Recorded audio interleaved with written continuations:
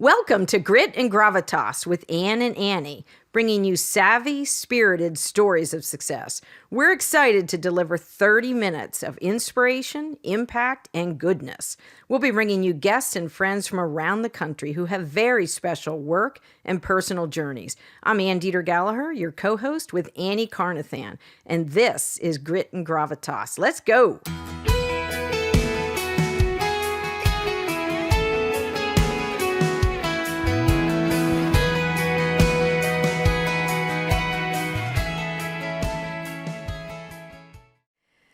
Annie Carnathan, this is going to be a very, very high gear day.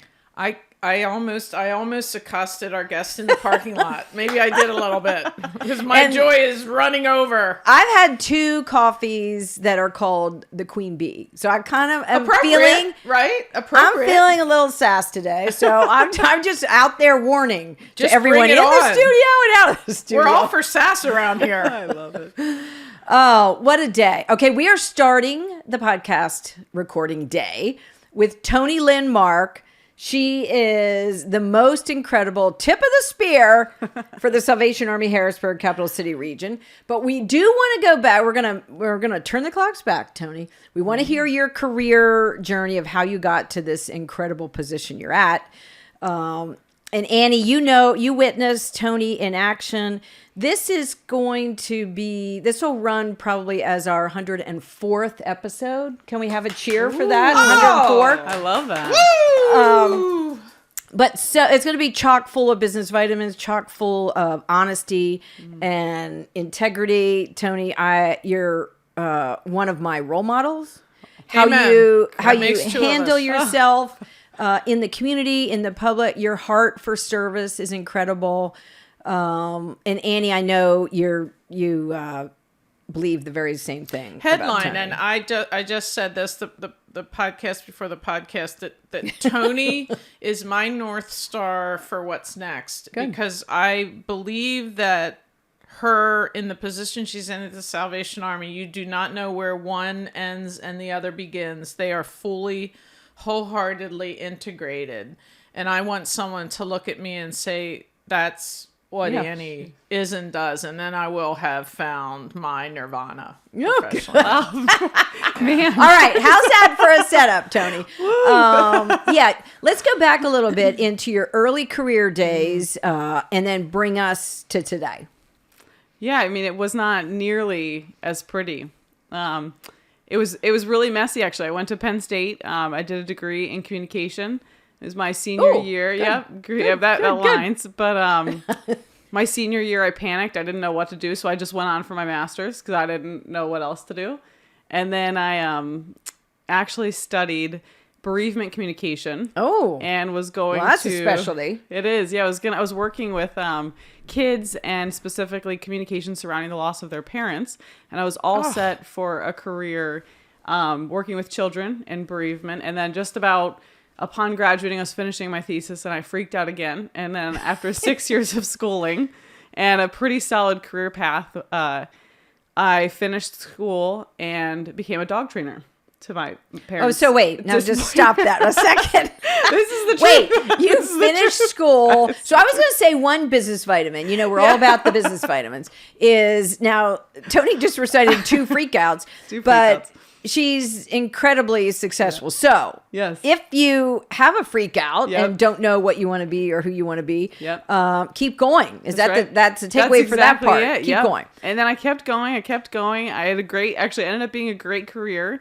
The dog trainer career? Yeah. I want to interject here that I love my dogs more than most people. I know. And I remember all of them. And honestly, that is so, I'm not surprised at all. You just went up a notch. Yeah. Well, it ended up being good. I ended up getting a job at a pet products company and was traveling all over the country. Oh, that's hard. Doing training all kinds of things, like the weirdest animals, sea lions, whales. Stop. And zoos now, and I do not know any of that about her. See? That's not on your LinkedIn, Toni. So we true. need to see, but sea lion trainer on there. Fun fact. Oh my golly. Yep. And then I switched career paths because I was traveling and I had 2 little kids at home. And while I was in a conference in Las Vegas, my child was bitten by a dog. And it's one of those moments where you said, what am I doing? So Wow. huge career switch for me at that time into nonprofits. I actually held 2 jobs, my full-time job where I was traveling, and then a part-time job in nonprofits. And it was to get my foot in the door to start.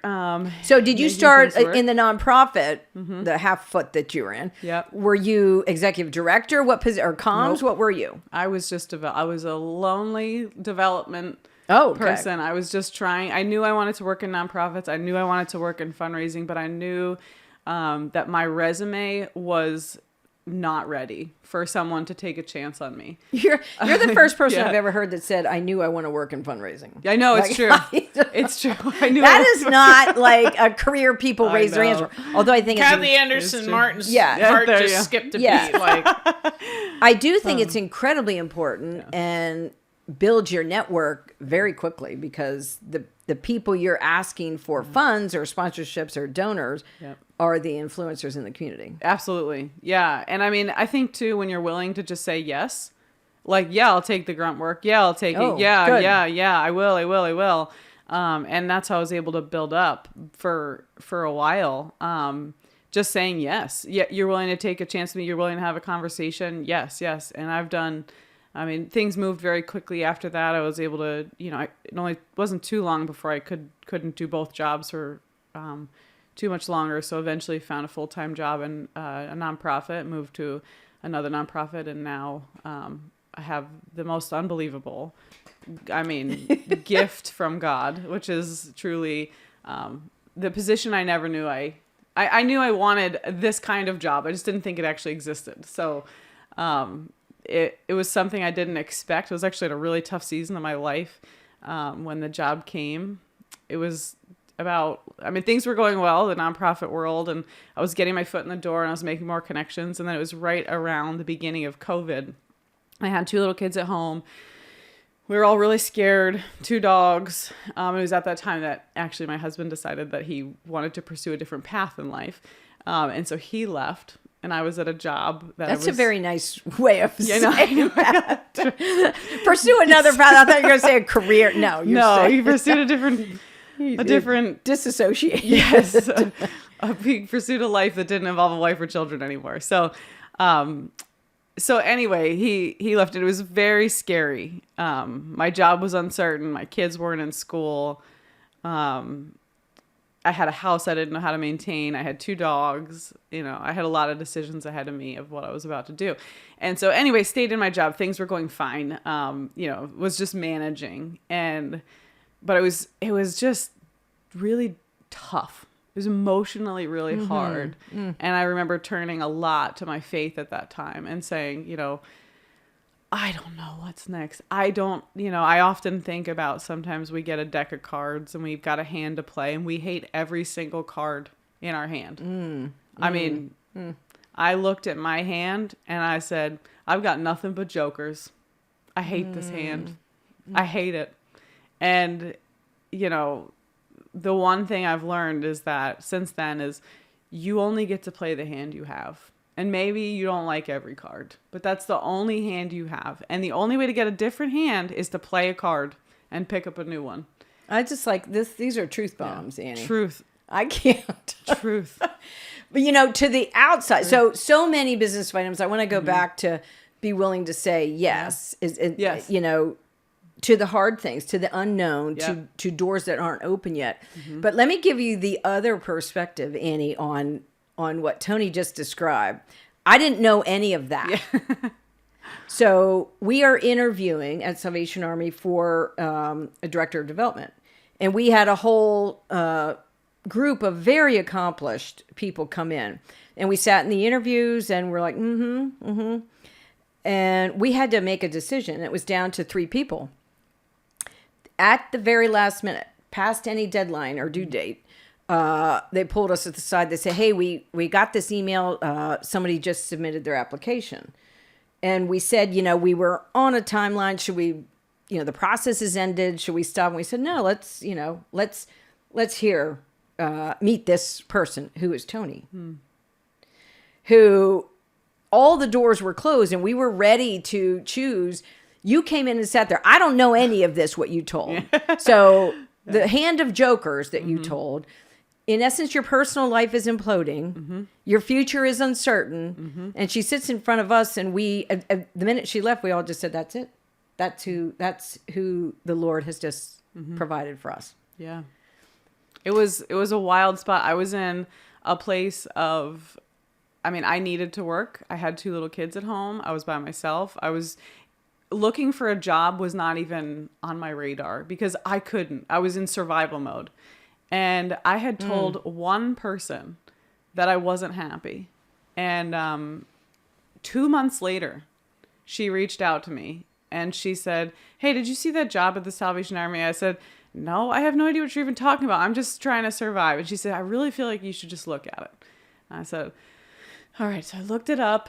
I prayed on it. I reflected on it all weekend long. And then I said, Monday, I'm just going to put in. And it's got to be perfect. It's got to align with my kids' summer schedule. It's got to have good health insurance. It's got to align with the school schedule. There was so much more to me at that time, and still is, than just, is this a good career move? Yeah. It's got to align with everything. And I walked into the same interview you're talking about, and I knew some people there, which was fantastic, but the conversations just aligned. And then same thing. I said, well, it doesn't matter how great the conversations go. It could be my dream job. And if I can't get my kids on the bus and get them off the bus, I can't do it. Because right now my job is a mom. I've got 2 kids that I've got to raise. I got to. So it's got to be perfect.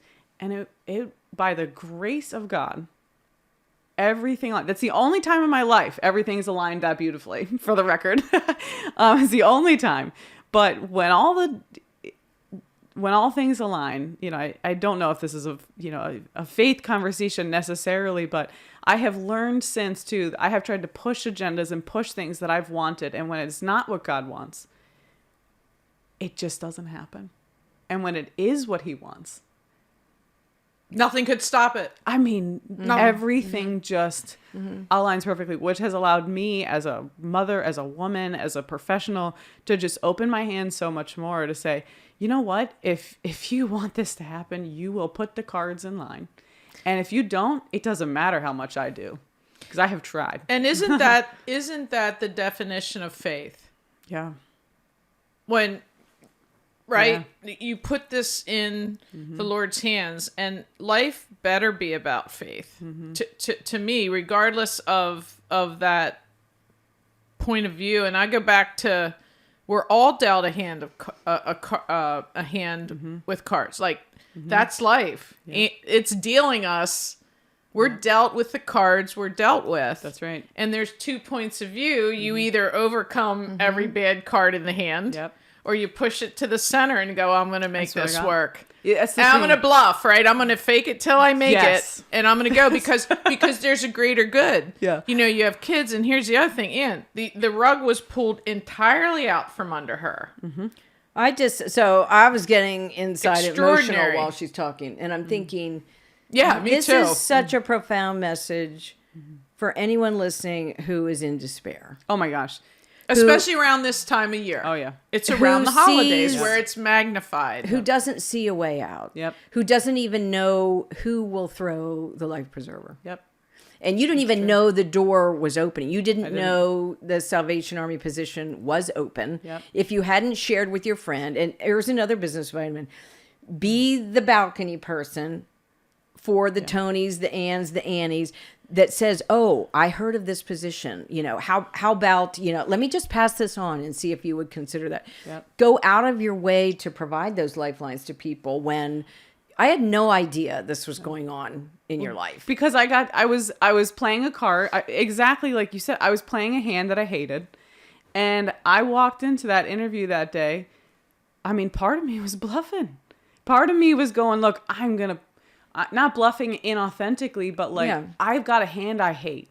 And I'm going to show up and I'm going to put my best foot forward. I'm going to walk in like I've got the best hand I have. Even though it didn't define you. I hated every card. You have to fake it till you make it, because we all have bad cards There isn't any more or less the cards being dealt. Life is a deck of but cards. this goes back, Annie, to we often talk about, Toni, emotional intelligence and emotional connections. Like, here's where AI is out of the picture for us. The resume looked great.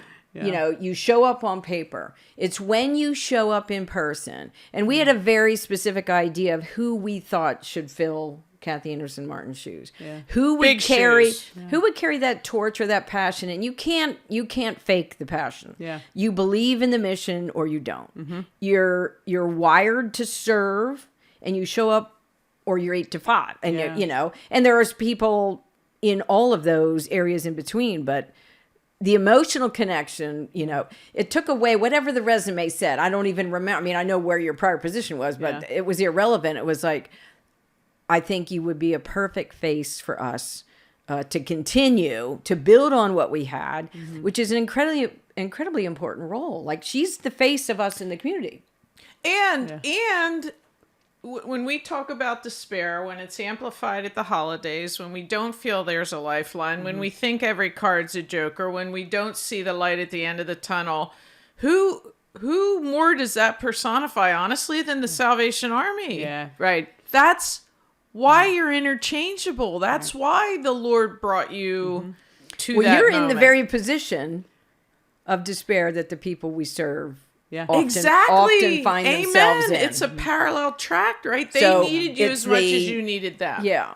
Yeah, it was, I mean, yeah. And that's the thing too. I mean, coming to realize then, you know, what despair felt like, and then also having to figure out how to live authentically, because you have to at some point live authentically. You know, I shared that story, like that I was unhappy and that I was maybe looking for a career switch with one woman that I was authentic with. And she was a woman that I respected so much. And I thought she had it all together. I thought she was perfect. She is a polished, successful woman in our community that I looked at her and was like, I want to be you. Like, and she shared with me a story about her family where, I mean, heartache in her family. And I was like, wow, you're broken too? Like, well, see, you never know the cards people are dealt. Exactly. Amen. And no one would have known the cards you were dealt either. But what was beautiful is when we both admitted to each other what we were struggling with and how hard life really was, that then she thought of me. Exactly. I think of her. Exactly. It's when we live authentically with each other, That's most tough amazing to open up thing happens. in those I know. positions of despair. It's tough to do that. Yeah. It's being vulnerable.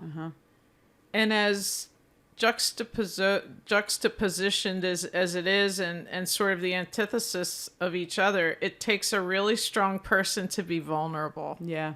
But we're not vulnerable because it's like, oh, I'm not going to let them see me sweat. Yeah. Oh, I'm not in despair. Oh, I don't know what that. And you're trying to show your kids how to live through a really tough time. Do you know what I've learned too about living authentically is that living inauthentically is ending up you're being the most selfish, because that's when a good you point. live, that's a business vitamin. Because when you live authentically, you actually free people up around you to live authentically too.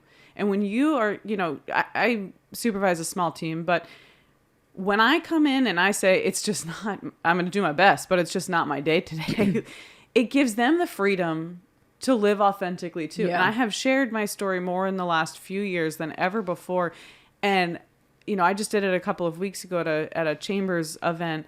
And I had someone reach out to me on LinkedIn who said, you spoke, everything you said spoke to me so much. I needed to walk away because I was crying, and I couldn't though, because I couldn't miss the next thing that you said. But I'm like, gosh, how selfish would it be for me to continue to hold my cards close to my chest when this woman needs somebody who's willing to say. She had no idea what your story was. Right. And when we share, hey, it's been hard. Right. It's not been easy. It's been hard, and it looks great, but it's been hard. And I've played cards that I hated. Like, I tell people that I wanted a third kid. I have 2 beautiful kids. I wanted a third. I had a house that I loved, And when we split, I wrote down on a piece of paper my options, my cards. Sell the house, buy him out, get a roommate, all these things. I hated them all, but that's the cards I had. And I What's had to the play best one. of the worst? Right. Exactly. I had to play them. Right. So I tell people now, like, Well, you did have one power card. yeah. You had Jesus in That's the true. deck. It's true. So that's perhaps fight that. But Perhaps- isn't it easy to lose sight of that Oh. card by card? Oh, Right. When we really get off the rails in life, we've lost our way with Jesus. In my lens entirely. Like the second I give it up again and say, I know, I don't mean to get in your way. I know you got this. The world opens up. And that vulnerability, because people would say the same thing to me. Like, what do you mean you have struggles or you have a bad hand or you this or you that? We all do. Right. We all do.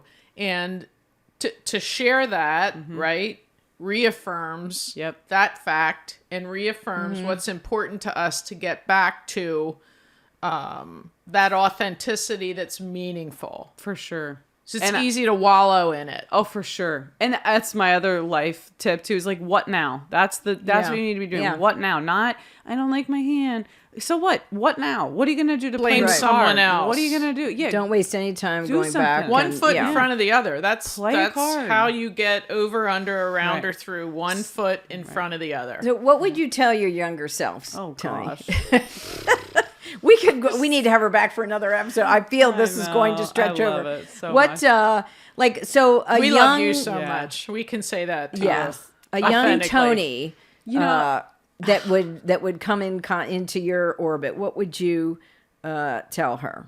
I think I'd say, look, you've got seasons where you're going to thrive, and that's great.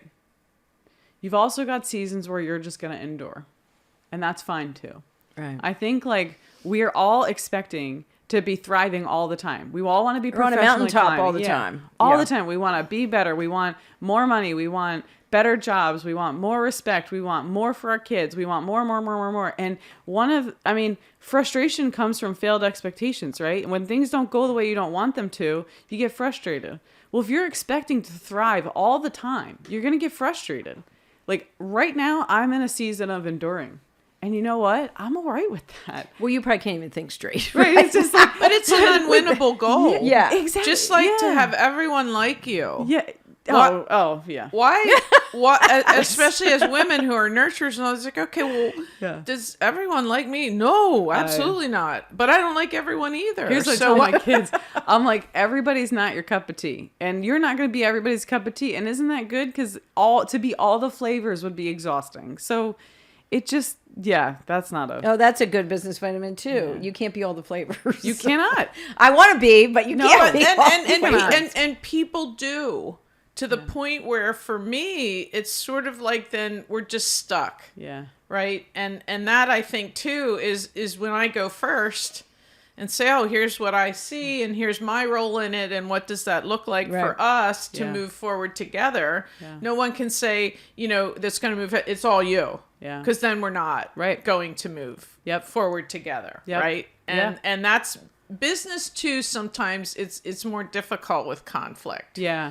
To manage through that, to understand how it got off the rails a little bit. Right. And I think especially with what you do at the Salvation Army, you touch an enormous amount of people. Yeah. Every day. And inherent in that is how do we move past this? So that's a good question. How did you move past the hand of jokers that you saw yourself with? Oh. So obviously you didn't give yourself much time to wallow because you had, responsibility. Yep. Yeah. I mean, I think, don't get me wrong. I did for a little.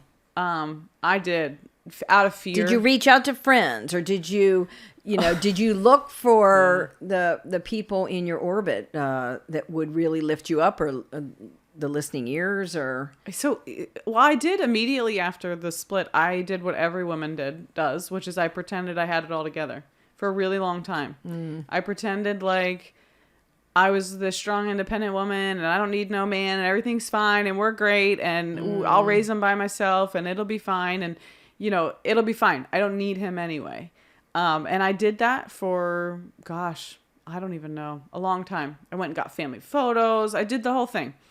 And it wasn't until like everything started to fall, like little things from, you know, I tell this story about my daughter one day where, you know, I could have sworn it was my son's picture day and I forgot. And I, by the nick of my teeth, I just managed to text my mom, who happened to be in town, to put a polo on the kid, and she did it. And he came home. I said, "How was picture day?" He said, "It wasn't picture day." I was so upset.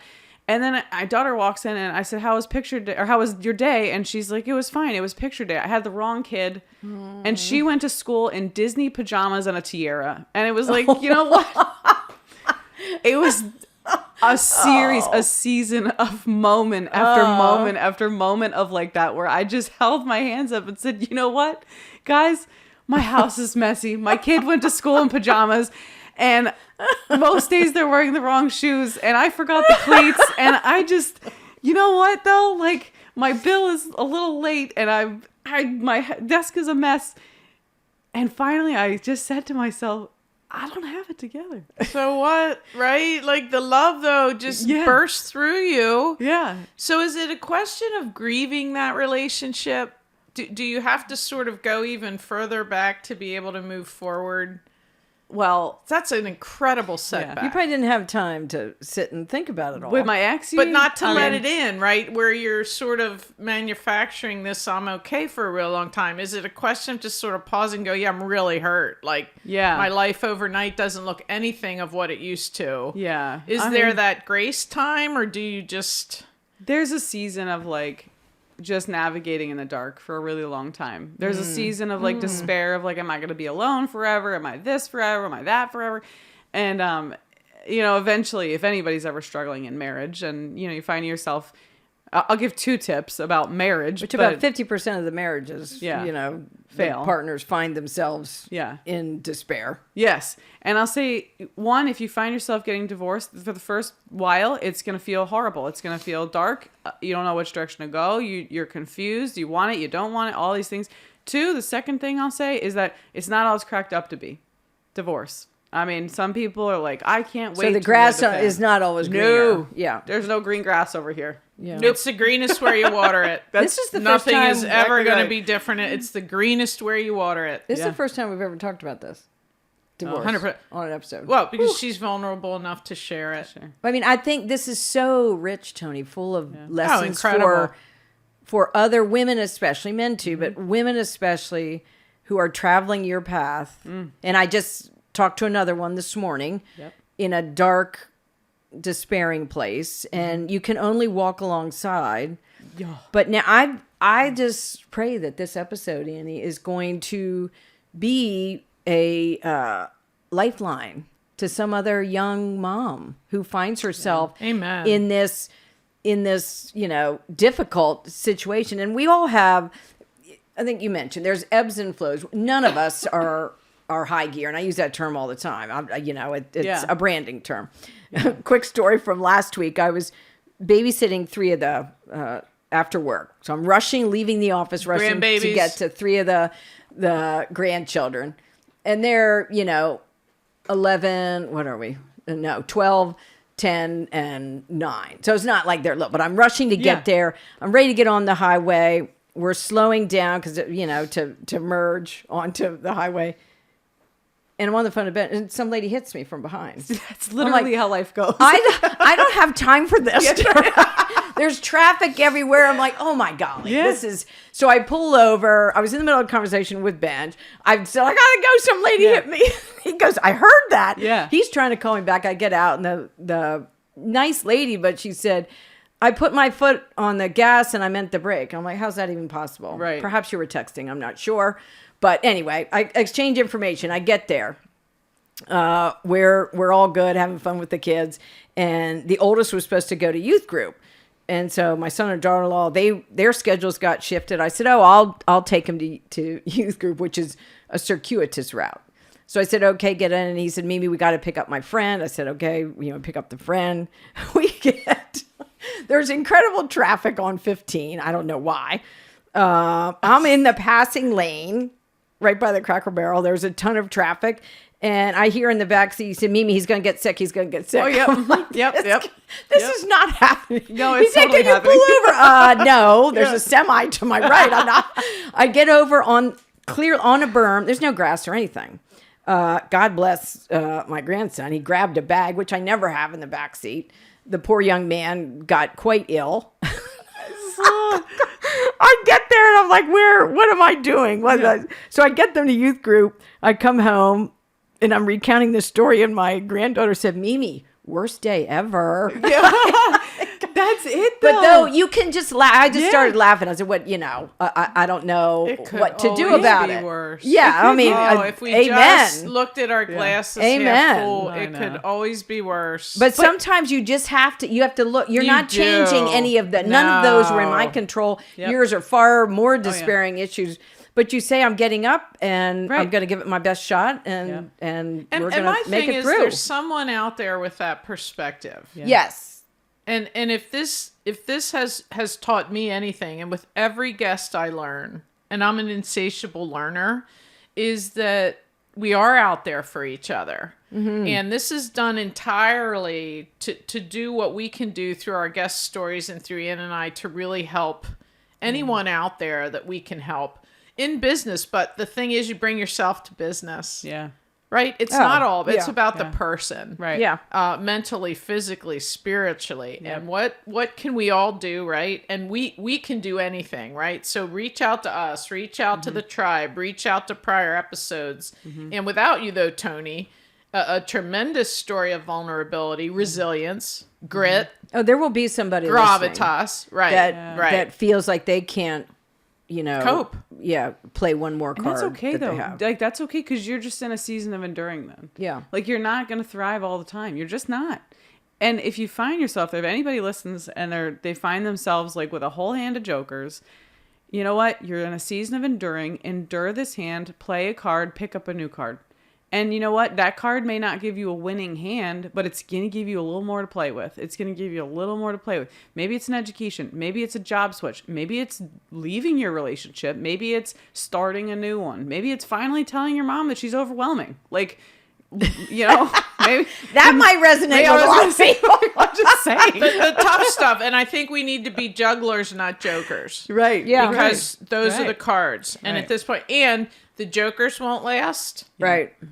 Yeah. And the hot aces won't last. It's true. It's a whole deck filled with all kinds of different valued cards. A lot cards. of sevens, a lot of threes. That's it. Go ahead. No, you go. Yeah. Sharing this other story because I've over the years battled this life isn't fair concept. And we all say it, we know it to be true, but have we really accepted the fact that life just isn't fair sometimes? You can't control things. Right. No. It just isn't. No. Have you really, so I was joking. It's unfair for everyone equally though, almost. It's true. Yes. It's how you look at it. So my daughter, she came home with this snowman balloon that she loved. I mean, she loved it. It was last Christmas. She loved this life-size snowman balloon. It was the closest to Olaf she had ever gotten in her life. It was just for real. And so the next morning, it was downstairs. And then when she came down the next morning, not only was it deflated, it was deflated face plant. Oh, no. Tragically deflated. So I'm like, all right, Sunshine, life just isn't fair sometimes. But then I was like, you know what? I have power here. I can make this situation better. So I go get her another balloon. I come home with it. I'm waiting all day. She's so excited. I come home with it. She comes home. She's she's just beside herself, happy. She gets another one. And then my son comes home and he does what every 10-year-old boy does. And he punches it in the stomach and then the whole thing explodes then it goes and falls right to the ground. This is another one of those moments where I'm like, I just can't do it. But it's from the earliest age on, and I fussed at my son, of course, but from the earliest day on, you can have the balloons, you can have it all, you can have all the right cards, but there's nothing to say someone's not going to come home one day and tell you they don't want to be in the marriage anymore. There's not going to be a day where they come home and they punch your Olaf balloon and your day's ruined. It's just, life just isn't fair. So the question is what now? What are you going to do? It's how you I respond to that. thought a dog was going to be a culprit. Yeah, I know, right? To Olaf meeting his demise, not once, but twice. Yep. I think it's, hearing this, Annie, the onus is on us as women to look out for those who are despairing, who aren't ready to be vulnerable. I mean, we can pay attention to signs. You know, we're pretty intuitive, and we know, like, hey, I really should reach out and invite this friend to coffee. Think of a different reason. Not that, you know, I'm here to help. Just I'm here to listen. I'm here to walk with you. And lots of times I don't know what to say, but I'm willing to walk and just be a listener, because I think we can't just sit by and watch each other in despair. We just can't. Everything is that you're there, though.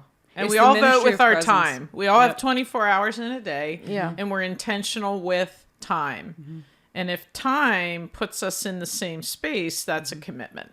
And anything can happen from that. Yeah. The ministry of presence. Exactly. I mean, Yes. Exactly. Yeah, I had, shortly after my husband left, I had countless people come to me with, like, I mean, here's my divorce lawyer. Here is, like, you know, here's, make sure you claim the younger kid on your taxes, because then you get 2 more years. Like, advice. I'll tell you, the most helpful thing of all was my one friend who showed up with Starbucks, because I hadn't eaten in probably a week. And she showed up with Starbucks. She's like, I don't even care if you drink it, but it's got a lot of calories, which I know you haven't had.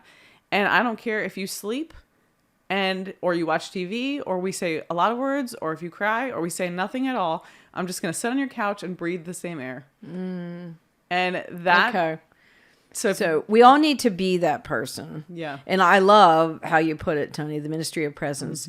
Sometimes we try to fill the air, and it's kind of like Job's friends. It's not productive or useful. Sometimes it's better, and I love to talk with the best of them, just to sit.